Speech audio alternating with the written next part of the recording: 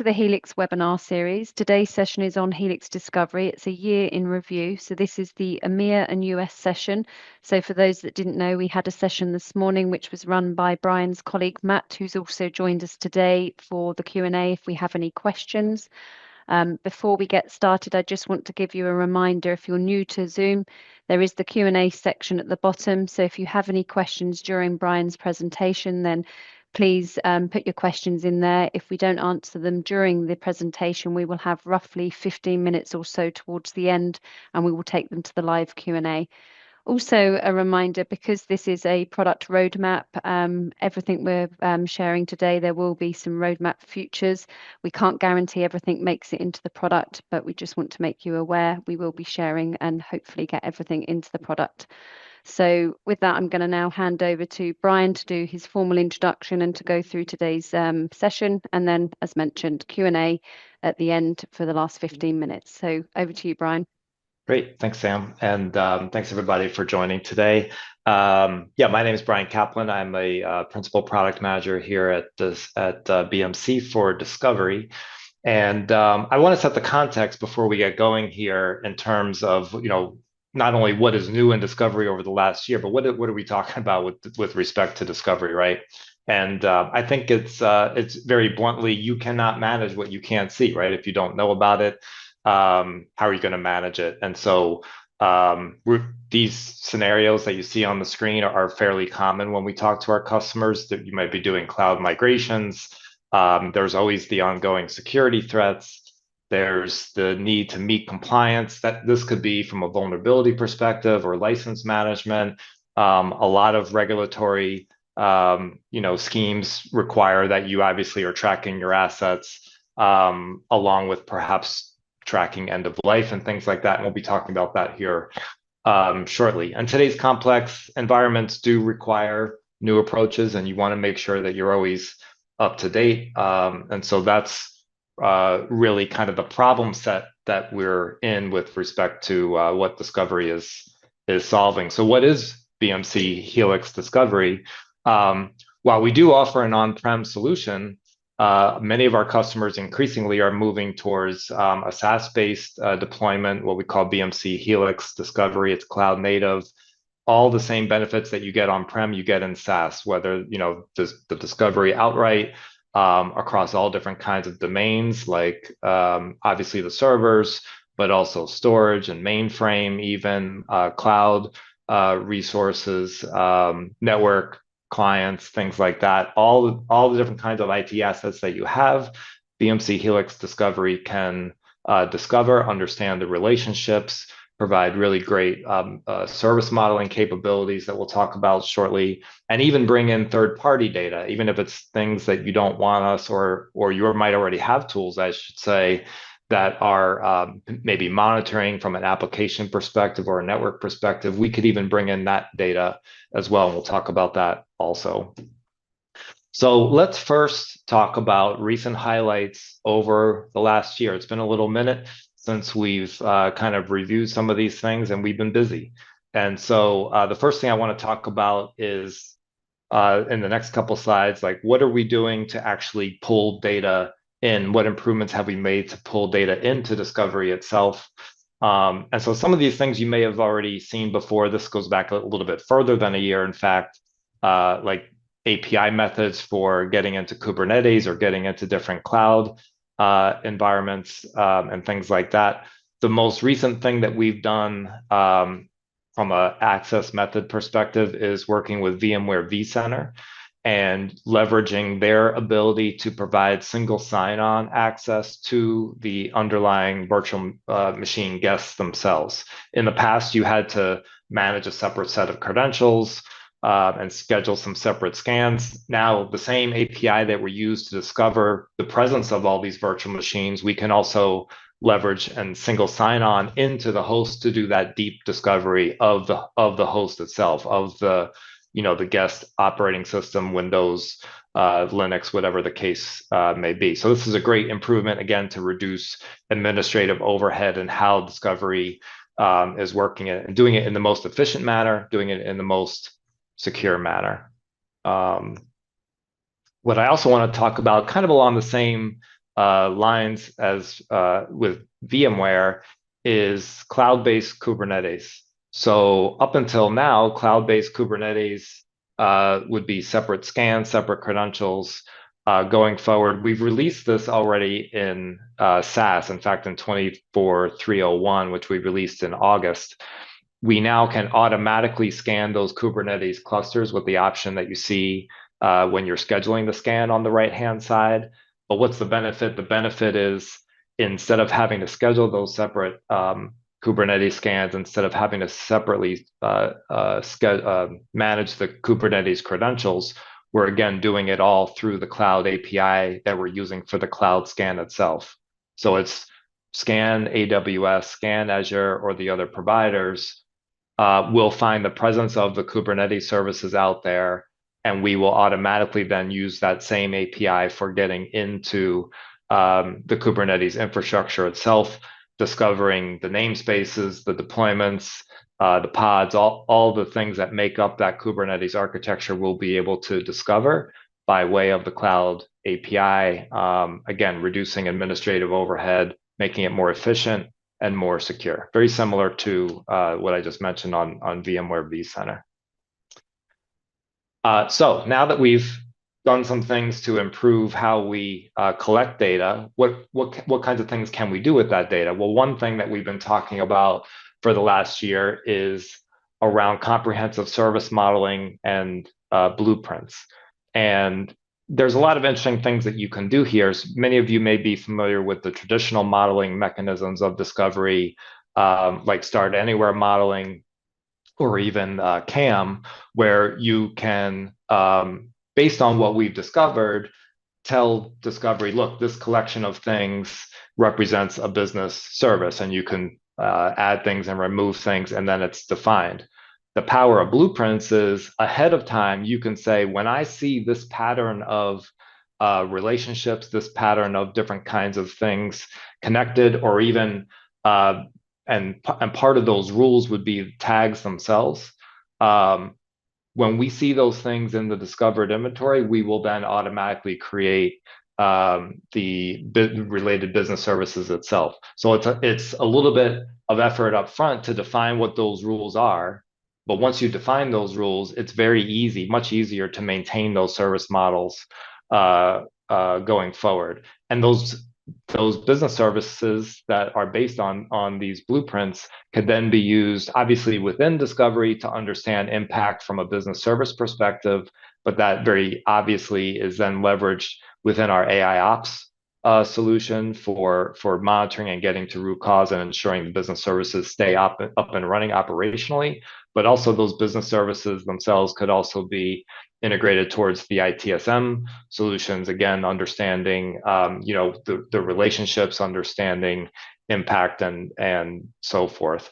So powerful new feature that we leverage actually across the broad Helix solution set, but based on the modeling capabilities, the blueprint modeling capabilities of Discovery itself.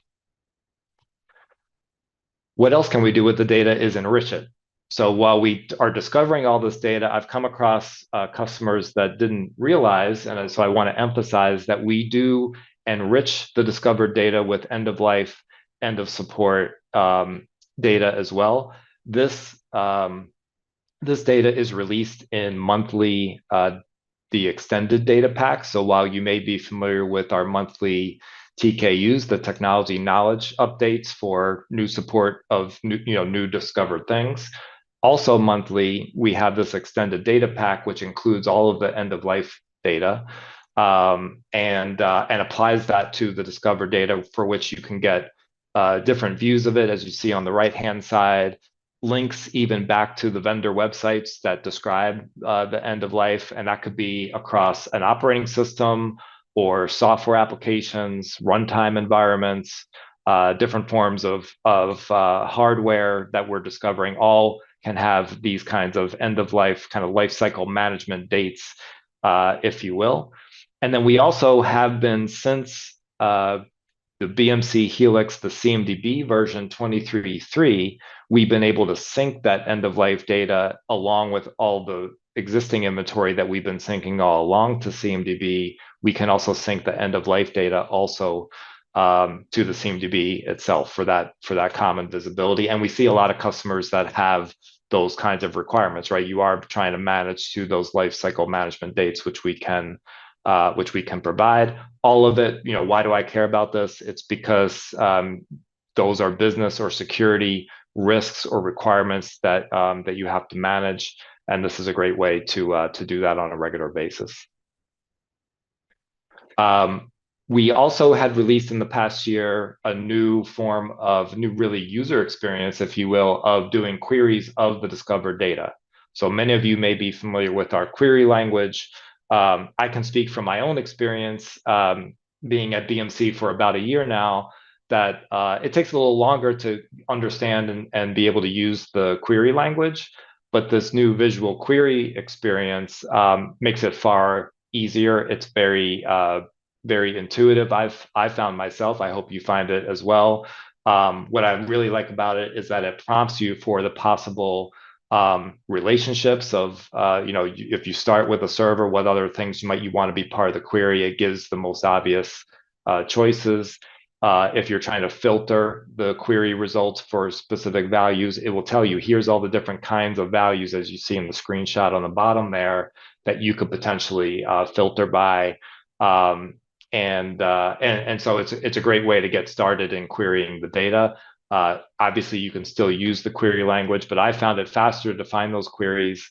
There's less chance for error, and you don't really need to be an expert in understanding what the full taxonomy of everything that everything that we've been discovering is about. So great new feature. It's been out also for about towards the end of last year is when we released that, actually. Next up is, again, what are we doing with the data? I mentioned and alluded to earlier, we've been syncing CMDB, to CMDB. All the discovered data that makes sense to put into a CMDB, we sync out of the box. Many of you know that you can customize that to suit your own requirements. We sync the end-of-life data, as I mentioned earlier, as well. And what we did more recently towards the beginning of the year is enhanced the CMDB service sync such that if you've done your service models and defined those in the CMDB, those now through the same mechanism can sync back to Discovery. So it's really a way to say, I still want to see these service models in Discovery, either in Discovery itself for understanding impact, or I want to then take those service models and leverage them with my AI ops solution, for example. That's kind of the main purpose of it, without having to, recreate those service models in Discovery. If you've done them in CMDB, we'll sync them to Discovery. If you did them in Discovery, if you define those service models in Discovery, we'll sync them to the CMDB. That's really the essence of what this is. And so some customers have started to benefit from that as well. And then, of course, we have our monthly TKU content. This slide tries to summarize at least what are the new things that we've been adding to our discovery support over the last 3 months. It kind of dips into probably about 4 months now, but there's, as you can see, quite a bit of stuff in all the domains, certainly in cloud. And much of this is based on customer request, right? There's a million things that we could add discovery for, but what's the most relevant because you guys are deploying it in your environments.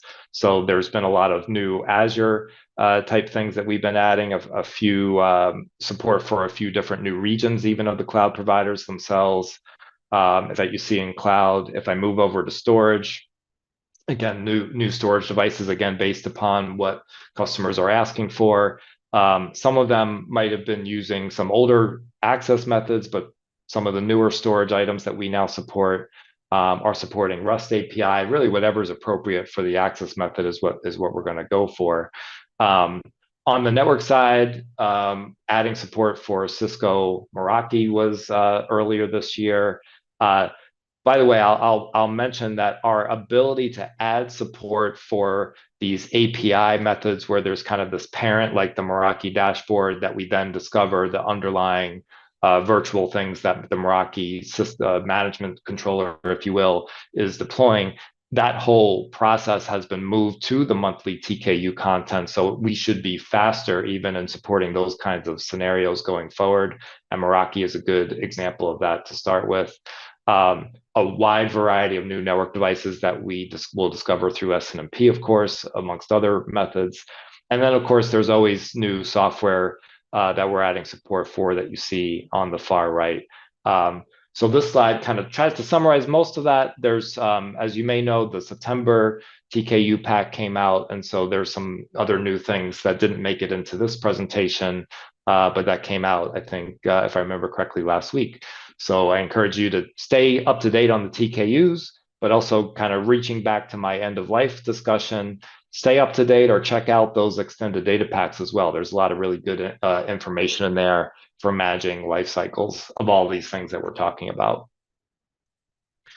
All right, and so I also want to talk about intelligent integration. So I alluded at the beginning of the presentation that not only are we discovering across all these different domains, and you saw an example of that on the TKU slide, but we also, as many of you may know, can integrate out of the box to a lot of other types of management platforms that may already have data that we could also consume into discovery, use for service modeling, apply end of life to, those types of things. Now, intelligent integrations will not only pull in topology type data, like the servers and network devices and things like that, but also if you're leveraging BMC's Helix AI Ops solutions, that's where we also can feed in metrics, events, and logs for that operational kind of monitoring operations, if you will, in addition to the topology. And so, overall intelligent integrations is providing that easy integration to third-party data.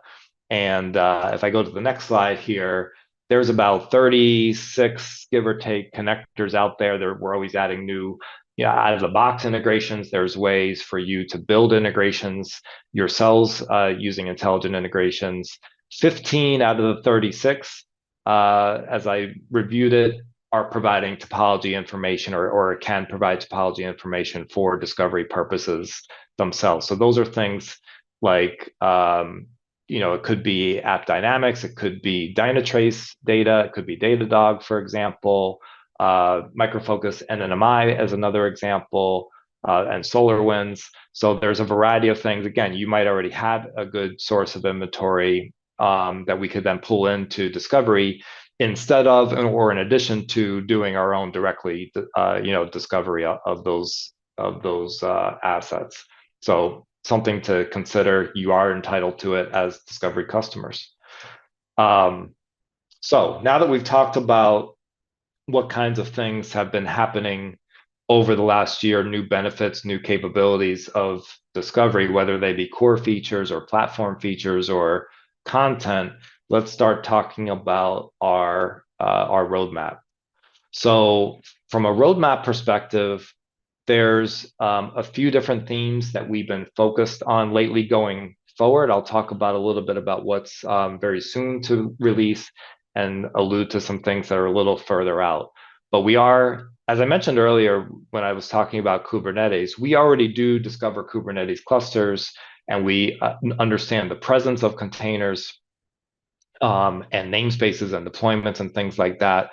When we talk about deep container discovery, what we're talking about is understanding the software that's running in those containers in actuality, right? Not necessarily going to some deployment system and understanding what should have been deployed to those containers, but let's understand what actually got deployed. I'll talk about briefly about that. Some cloud discovery things in general that we'll mention. TKU breadth and depth, of course, we continue to go on the monthly basis to deploy or to add new support for different things. As you just saw the last 3 months, we'll talk about what's coming, again, based on your requests. Scale and performance, this is really more, mostly from a SaaS perspective, we continue to increase and broaden out the scalability that we have there today. But there are also some things that we've been doing to even improve already performance on-prem, and we'll talk a little bit about that. some data exchange work that we're doing with respect to CMDB, and exchanging work in both directions. We alluded to some of that already, and then also some deployment APIs. So basically adding a lot new. We already had quite a few API calls and command line things with the with Discovery, but have been expanding that out, and we'll talk about that. So first up, I'm going to talk about some of the near-term enhancements coming sooner versus later. Obviously, this is all still subject to change, as Sam alluded to, but we feel fairly confident about this at this point. So we have a new feature that we call Discovery to Discovery Sync. You may see it in the docs as an inferred sync. And to set the context here, we, for the longest time, have had an ability to synchronize the raw kind of directly discovered data from one discovery instance to another, especially on-prem. The purpose of which was to consolidate, right? So you might have multiple appliances. Let's consolidate all that data in one place so that we can see the full view. And it's that raw data that was raw discovered data that the individual appliances were discovering all coming to a central place, but that central place, that consolidator, was then reprocessing all that raw data to draw all the inferences, what we call inferred discovered data. And that's what you ultimately see as hosts and network devices and things like that. What this is about is, instead of syncing the directly discovered data, let's now also provide the option to sync the already inferred, already processed data and sync that data to some central place. The original use case was, well, I'm doing discovery on-prem, but I do also want to take advantage of BMC's Helix AI Ops solution, which ingests a lot of the discovered data, the assets, and especially the service modeling that we're doing. But I don't necessarily want to move the discovery operation to SaaS for maybe a different number of reasons that are customer specific. But we know some customers are hesitant because they're concerned about the sensitivity of the data, the directly discovered data, right? Some of that data they just might not want to be in SaaS, but they're comfortable with the final inferences, the process data. So we built this feature and plan to release it, as you can see, in the next 3 months, where we can sync the inferred data from a discovery deployment on-prem to the SaaS instance, in which case AI Ops could then leverage it. And it provides a variety of options. We can keep discovery on-prem for the customers that desire to do so. We're not syncing the data that some customers feel is too sensitive to be in SaaS. But also for customers that are trying to do consolidation, this provides a new mechanism, a new efficient mechanism, if you will, because it's less data synchronizing, it's less work at the consolidator, and it's effectively almost a distributed model of discovery, but I could still bring it all together in a consolidated fashion without having to reprocess all the data all over again. So it helps with those hybrid deployments, but it also is going to help customers that may be on the call today that might have everything on-prem, but still want to do consolidation, but want to do it in a more efficient manner. You now have this inferred option. And so for those customers that are used to setting up consolidation, it's another form of consolidation. You could either consolidate the directly discovered data or the inferred data. And you see that with the example screenshot on the bottom there, where you can choose, and that's exactly what it is and why we're calling it inferred sync versus directly discovered sync or consolidation. So hopefully that made sense. That's what's coming out here soon is the plan. All right, let's talk about another area that we've been working on, which is to give us more visibility than we already have into network connectivity by starting to discover through BGP. And so understanding and connecting to BGP information through SNMP in some cases, or API, it depends on the vendor, of course. It's like any other access problem to solve. But understanding connectivity from BGP's point of view will greatly enhance what our service models look like from a networking perspective, and understanding, of course, impact and things like that. And that's helpful within Discovery itself, but it's also obviously helpful, and a big driver for this is how we bring that into visibility for our AI ops solutions, and doing that in the service models themselves. So BGP is where we started. We may go beyond that initial BGP takeaway. In fact, I know we will. And we may also look at some other routing protocols as well, depending on what the customer feedback is. So that's another area that we're hoping to release over the course of the next 3 months. This initially probably will even come out as TKU content. So it may be somewhat independent of the Discovery versioning itself. And then also sooner versus later here is the APIs that I mentioned, these kind of management APIs, REST-based APIs. Specifically for these APIs are most relevant for on-prem appliances. So they'll be able to do things like upgrading the appliance itself, registering outposts with the appliances. That one might be even useful for the SaaS customers. In fact, the registering outposts is something that we released in SaaS quite a while ago, and now it will also be released on-prem. But we also provide new REST APIs for managing different administrative things like baseline settings, so viewing and managing those baseline settings of the appliance, managing the Discovery clusters, managing LDAP settings, managing Discovery users and groups, the local users and groups of the appliance itself, if you're set up that way, SMTP settings, and discovery of proxy pools. Why does this matter?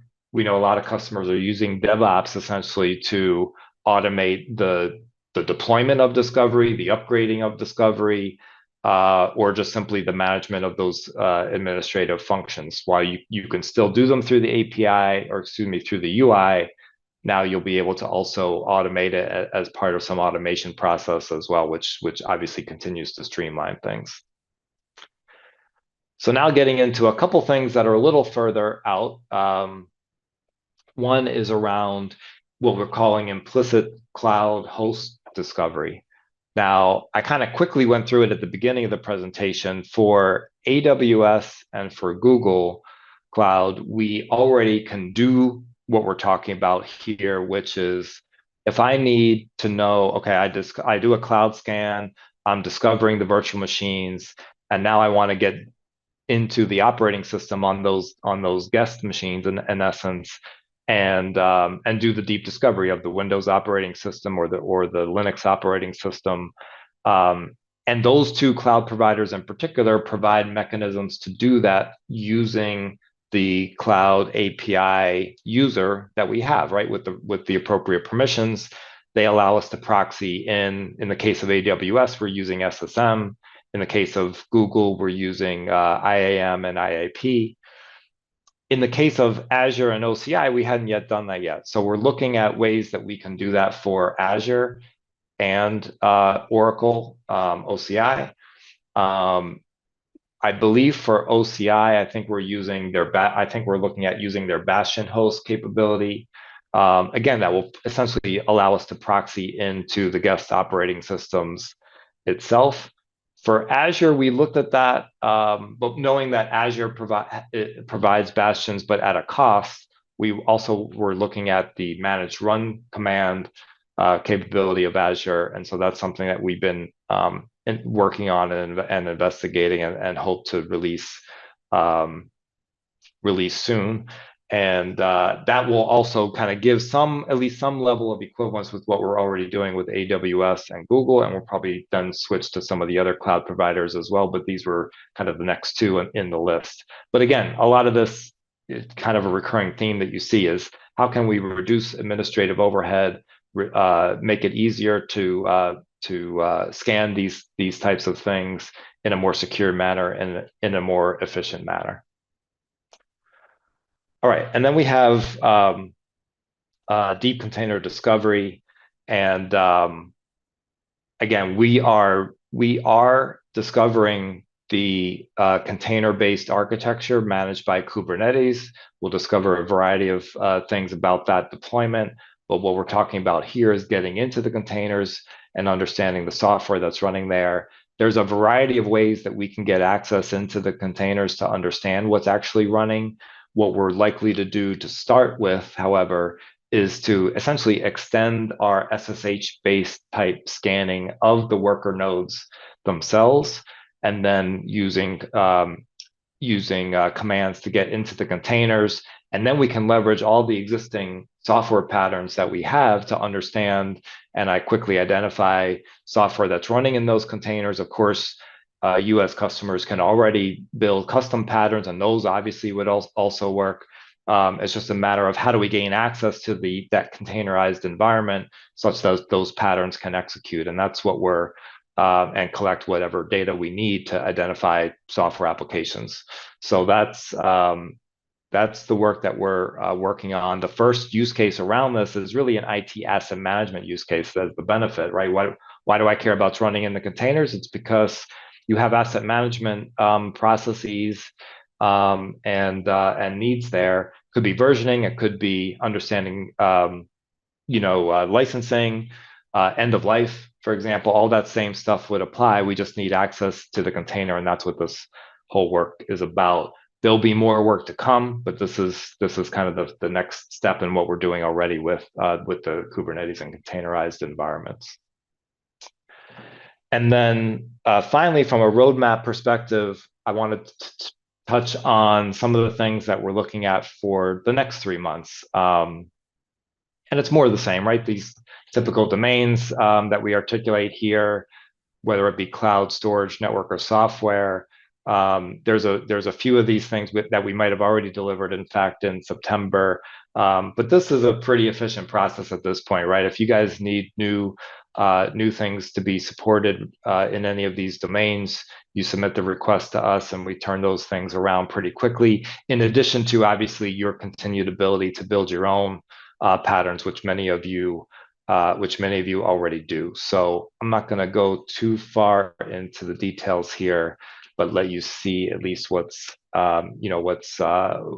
we've been seeing from customer requests so far and things that we're already working on. Okay, so with that, what I want to leave you with before we turn it over to questions is obviously there's a variety of places where you can get additional information. I think Sam might have mentioned, but I'll reiterate, we'll make the deck and everything available like we normally do with these webinars. But there are some interesting pointers here for documentation and some other videos, and some of which I know Sam does a great job in terms of advertising out to you on a regular basis. So that's one thing I want to point out. We also are always, and some of you are probably involved in this already with us, we're always looking for new design partners, folks that have the time and are willing to give us constructive feedback. Yeah, what you're working on for a future roadmap, this meets our requirements, this will work well, this will be a good way to implement it, or no, you're not quite doing it the way that would be useful to us because this is how our teams operate. That we're always constantly seeking that out, right? We've already been working, with some customers, for instance, on the deep container discovery work. Some of the things that I covered over the year in review, if you will, like the VMware vCenter SSO, or even the end of life work that we've done. We've done that in conjunction working with you, right? Working with you guys as design partners to make sure that what we're delivering meets your needs, right? We don't want to develop these things in a bubble. So there's a lot of benefits here. It obviously requires that you are willing and have the time to invest in it, but it's completely optional. And you might have time this year and not next year, and that's okay too, right? But if you're interested, we would like to hear from you, and we can talk to you about in more detail some of the things that we're working on. So if you're interested, you can sign up. Again, we'll provide the deck. You see the QR code as well, but there's a quick form to fill out if you're interested in becoming a design partner, and we're excited to work with you. I'll also leave you with the team here, right? The Discovery Product Management team. I, of course, Brian Kaplan, I'm a principal product manager. My colleague who's on the call today as well, Matt Lambie, is a lead product manager on the team, and we both report into Shafi, who many of you may know as the director for product management for this part of the DSOM business. We also have a community channel. Many of you hopefully are already on there, the Helix and ITSM Discovery channel for a variety of different videos. My colleague Matt actually very recently did a video out there that you can see. And as we go forward, this is where you'll see those things on the channel on YouTube. So a quick reminder on that. And I just want to thank you for the time today. I hope you found it useful. And with that, what I'm going to do is switch to Q&A and turn it back over to Sam to make sure I didn't miss anything and see what kind of questions are out there.